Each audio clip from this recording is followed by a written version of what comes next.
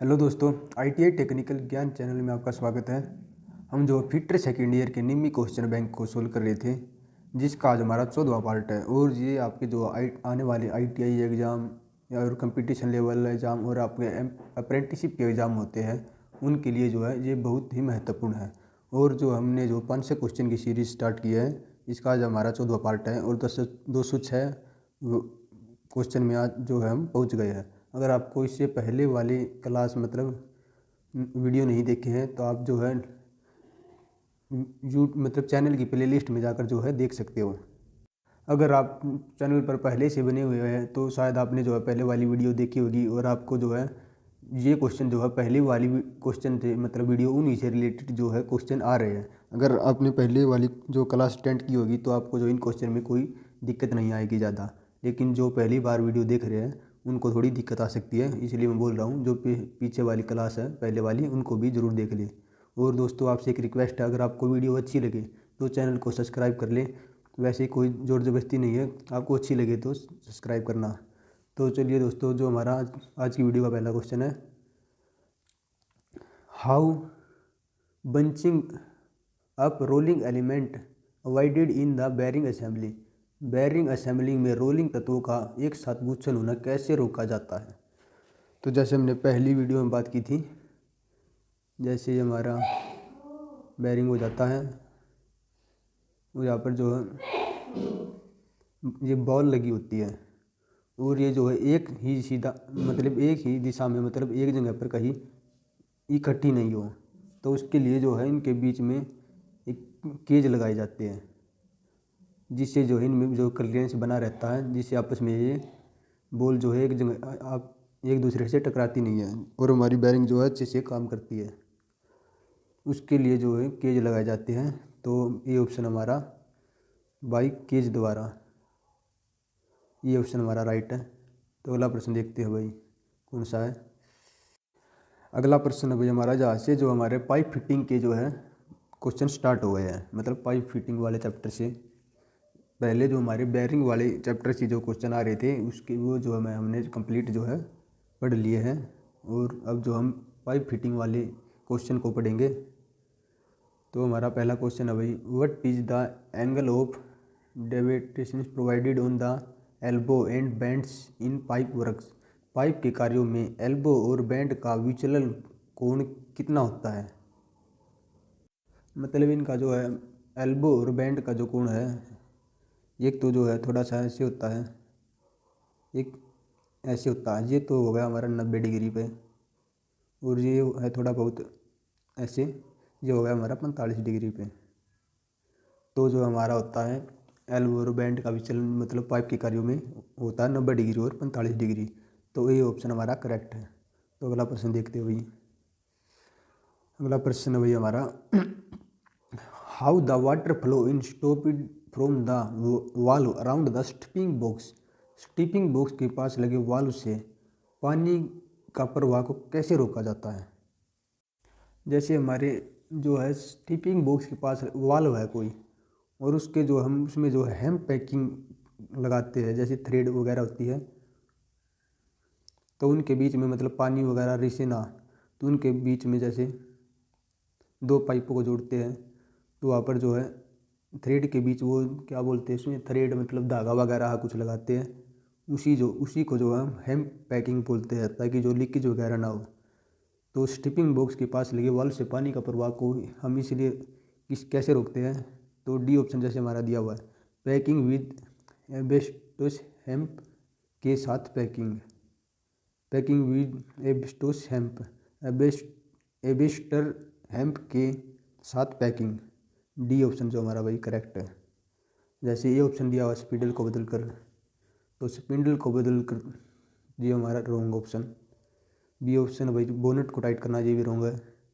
और जो C option दिया हुआ है हैंड व्हील को कसना, ये भी नहीं है भाई। तो डी ऑप्शन हमारा इसका जो है करेक्ट है। तो अगला प्रश्न देखते हैं। अगला प्रश्न जो हमारा बहुत ही महत्वपूर्ण प्रश्न है और ये जो है एग्जाम में बहुत बार पूछा जाता है। तो भाई हमारा प्रश्न है, what is the position of eccentric reducer. Eccentric reducer पूछा भाई, are use in pipeline. Pipeline में इसेंट्रिक रिड्यूसर की पोजीशन क्या होती है? एक तो पहले तो आपको ये बताना होना चाहिए इसेंट्रिक क्या होता है और कॉन्सेंट्रिक क्या होता है। कॉन्सेंट्रिक जो है होता है जिसका जो है मतलब सेंटर वर्थ का जो है सेंटर जो है समान होता है, मतलब एक ही सेंटर को मानकर जो है अलग अलग वर्थ खींच देते हैं, तो मतलब उनका सेंटर समान है, तो उसको बोलते हैं कॉन्सेंट्रिक।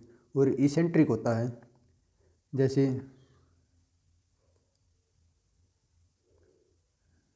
एक वर्थ बना दिया हमने, ये हो गया, और एक जगह पर दूसरी जगह पर सेंटर मानकर जो है वर्त बनाते हैं, तो इनका सेंटर जो है अलग अलग है, तो इसी को बोलते हैं हम इसेंट्रिक। और जिनका सेंटर समान होता है उसको बोलते हैं कॉन्सेंट्रिक। तो इस क्वेश्चन में पूछा है गया हमको इसेंट्रिक रिड्यूसर के बारे में। रिड्यूसर मतलब साइज को कम करना। तो पाइपलाइन में इसेंट्रिक रिड्यूसर की पोजीशन क्या होती है? तो जो मैं आपको बता देता हूँ, जो कॉन्सेंट्रिक रिड्यूसर होता है उसको जो हम वर्टिकल पोजीशन के रूप में यूज करते हैं, मतलब लंब रूप में। और जो है मतलब इंसेंट्रिक होता है उसको जो हम हॉरिजॉन्टल पोजीशन में यूज करते हैं। तो मैं आपको ये बताऊंगा कैसे क्यों इनको जो है ऐसे यूज करते हैं। जैसे हमारा हो गया, जैसे हमारा होता है इसेंट्रिक रिड्यूसर। इसेंट्रिक रिड्यूसर में मैंने आपको बता दिया इसमें जो है सेंटर समान नहीं होता, तो जैसे ये ऐसे हो जाता है कुछ, जैसे ऐसे हो जाता है, मतलब एक साइड मतलब सेंटर अलग अलग हो गया। तो इसको चलिए आगे क्वेश्चन है, तो मैं वही से आपको जो इसका एक फिगर दिखा देता हूँ। देखो भाई, ये बना हुआ हमारा इसेंट्रिक रिड्यूसर। तो इसमें जैसे दिख रहा होगा आपको जो है एक साइज मतलब एक ये हो गया और एक ये, जहाँ पर जो है साइज अलग अलग है, मतलब इनका सेंटर अलग अलग है, तो ये हमारा होगा इसेंट्रिक रिड्यूसर। और इसेंट्रिक का यूज हम इसलिए करते हैं हॉरिजॉन्टल में, ज़मीन के नीचे यूज करते हैं हम, क्योंकि जो है जैसे पानी का प्रवाह हो रहा है, जैसे इस फिगर से ही आपको समझना पड़ेगा। एक बार मैं इसको, ये थोड़ा सा उल्टा बना हुआ है तो मैं एक बार इसको ड्रा कर देता हूँ। जैसे मैंने थोड़ा बहुत ये ड्रॉ किया है, जैसे मैंने मुझ पर बना है, तो यहीं पर जो ऐसा ही फिगर बनेगा भाई। जैसे इसमें सेंटर अलग अलग होता है, जैसे यहाँ पर साइज़ कम है और यहाँ पर ज़्यादा है, क्योंकि इसेंट्रिक रिड्यूसर है तो इनमें सेंटर अलग अलग हो गए दोनों में, तो साइज़ भी अलग अलग बनेगा। लेकिन जो है नीचे वाला साइज एक, उसमें वो जो है सेम है, तो जो है हमें जो है ओरिजेंटल में इसको यूज़ करेंगे तो जो पानी का प्रवाह होगा उसमें कोई दिक्कत नहीं होगी। तो अगर इसको उल्टा कर देंगे मतलब लंब रूप में कर देंगे तो वो दिक्कत बनेगी ओरिजेंटल में, क्योंकि जो है जैसे इसको उल्टा कर देते हम तो जो एक जगह से तो जो है साइज़ कम हो जाता है और एक जगह से ज़्यादा मतलब ज़्यादा हो जाता है। तो जो है लंब रूप में जो है पानी को एक जगह से दूसरी जगह पहुंचाने में जो है प्रॉब्लम होगी हमें। तो आपको ज़्यादा डिटेल में नहीं जाना है, इस मतलब यही बता देता हूँ आपको। मैंने आपको जो समझाने के लिए ये थोड़ा सा फिगर बना के आपको दिखाया है, ये आपको याद कर लेना। जैसे वापस ये क्वेश्चन के ऊपर आ जाते हैं। अगर आपको क्वेश्चन में पूछा जाता है इसेंट्रिक रिड्यूसर की, तो हो जाता है हमारा D option correct, horizontal position होती है। और क्वेश्चन में पूछता है आपको जो है कॉन्सेंट्रिक हमारा हो जाता है वर्टिकल पोजीशन, यानी कि लंब रूप में। तो चलिए अगले क्वेश्चन को देखते हैं। तो अगला क्वेश्चन है भाई हमारा, what is the remedial measure to stop the dripping of water from household tap even after firmly closed. मजबूती से बंद होने के बाद भी घर के नल से पानी के टपकने को रोकने के लिए उपाय क्या है? मतलब मजबूती से आपने जो है आपकी जो टूटी होती है उस नल होता है उसको बंद कर दिया और फिर भी नल से जो पानी टपक रहा है तो उसको ठीक करने का मतलब आपको उपाय बताना है। ये ऑप्शन दिया हुआ भाई हमारा, रिप्लेस द टैप। अगर आपके पास बहुत पैसा है, मतलब आपको कोई फ़र्क नहीं पड़ता, अगर कम पैसे में काम चल जाता है, मतलब आपके पास बहुत रुपया है, तो आप जो है डायरेक्ट नल का बदल सकते हो, दूसरी मतलब ठुट्ठी लगा लेना। लेकिन जो हमारे वही नॉर्मल होते हैं, मतलब अगर आप पैसे की वैल्यू को समझते हैं तो आपको जो है बी ऑप्शन है वो आपको जो है अपनाना पड़ेगा। रिप्लेस द वाशर, मतलब वाशर को बदल कर जो आप जो है पानी नल से पानी की टपकने को रोकने को ठीक कर सकते हैं। तो बी ऑप्शन हमारा करेक्ट है। तो अगला प्रश्न देखते हैं भाई। अगला प्रश्न दिया हुआ है, हाउ पाइप आर क्लासिफाइड, पाइपों को कैसे वर्गीकृत किया जाता है। ए ऑप्शन दिया हुआ उपयोग के अनुसार, बी ऑप्शन दिया हुआ रंग के अनुसार, सी ऑप्शन दिया हुआ आकृति के अनुसार, डी ऑप्शन दिया हुआ मटेरियल के अनुसार। तो हमारा डी ऑप्शन करेक्ट हो जाएगा। तो पाइपों को जो हम मटेरियल के अनुसार जो है वर्गीकृत करते हैं, जैसे प्लास्टिक का पाइप है, मतलब स्टील का पाइप है, लेड का पाइप है, ऐसे जो है मटेरियल के अनुसार जो हम पाइपों को वर्गीकृत करते हैं। तो अगला प्रश्न देखते हैं, 211 हो गए। अगला प्रश्न भैया हमारा, what is the name of the pipe fitting, इस पाइप फिटिंग का नाम क्या है। जैसे मैंने आपको वो बताया था 90 डिग्री और 45 डिग्री एल्बो का कोण पूछा था क्वेश्चन में। तो ये जो हमारा फिगर दिया हुआ एल्बो का दिया हुआ, एल्बो कौन सी भाई 45 डिग्री पर भी एल्बो होती है, और ये ऐसे होता मतलब, तो जो हमारा हो जाता 90 डिग्री के ऊपर। तो ये ऑप्शन हमारा करेक्ट है, 45 डिग्री एल्बो। तो अगला प्रश्न देखते हैं भाई। अगला प्रश्न जो है बहुत ही अच्छा क्वेश्चन है भाई। तो कई बार जो एग्जाम में पूछा भी जाता है, what is the name of the pipe fitting, इस पाइप फिटिंग का नाम क्या है। तो ये जैसे आपको चित्र में देखने से पता चल रहा है, ये जो टी जॉइंट है, और टी जॉइंट में भी है कौन सा जॉइंट है। तो आपको दिखा रहा होगा ये मेन लाइन है, और मेन लाइन जो है मतलब इनका जो है व्यास जो है समान है, लेकिन जो इसका जो ये जो है हमने ब्रोंच लाइन निकाली हुई है, ये वाली, इसका साइज कम है। तो आपको यही से क्वेश्चन को समझना है। तो जो हमारी हो जाएगी reducer T joint, T joint तो है, और टी जॉइंट में कौन सा, रिड्यूसर टी जॉइंट। तो सी ऑप्शन हमारा करेक्ट हो जाएगा। अगर आपको जो है एग्जाम में ऑप्शन में रिड्यूसर टी जॉइंट ना मिले तो आप टी जॉइंट ऑप्शन भी लगा सकते हैं।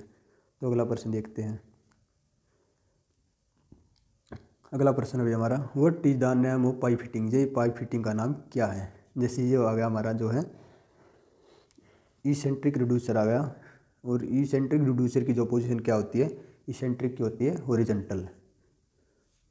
तो हमारा सी ऑप्शन करेक्ट है, इसेंट्रिक रिड्यूसर। तो अगला प्रश्न देखते हैं, 214 के बाद आ गया हमारा 215। Which standard pipe fitting is use to close a pipe line having internal thread, internal thread यानी कि आंतरिक चूड़िया वाले पाइप लाइन को बंद करने के लिए किस मानक पाइप फिटिंग का उपयोग किया जाता है। यानी कि आंतरिक चूड़िया इंटरनल थ्रेड है, जैसे हमारी पाइप हो गई, इसके जो है अंदर थ्रेड बनी हुई है। तो इसको जो आगे बंद करना आपको आगे से, तो इसके लिए जो हम इंटरनल में थ्रेड है यानी कि आंतरिक थ्रेड है, वहाँ पर जो हम प्लग का यूज करते हैं। अगर आपके घर वगैरह में आज ये आपको देखने को मिल जाएगा प्लग। और अगर पूछता आपको क्वेश्चन में, जैसे ये हो गया हमारा बाहर, इसके जो है बाहर थ्रेड बनी हुई है, तो उसको मतलब बाहरी थ्रेड का पूछता आपको क्वेश्चन में, बाहरी थ्रेड वाली पाइप को बंद करने के लिए मतलब किस मानक फिटिंग का उपयोग किया जाता है, वहाँ पर हमारा हो जाता है बी ऑप्शन कैप करेक्ट। मतलब आंतरिक चूड़िया का पूछा जाता है तो आपको बताना है प्लग, और बाहरी चूड़ियों का पूछता अगर मतलब एक्सटर्नल थ्रेड का, तो हमारा हो जाता कैप हो जाता, और आंतरिक में हमारा प्लग। तो ये ऑप्शन हमारा करेक्ट है। तो चलिए दोस्तों, आज की वीडियो में इतना ही। इससे आगे के क्वेश्चन जो हम नेक्स्ट वीडियो में सोल्व करेंगे। धन्यवाद।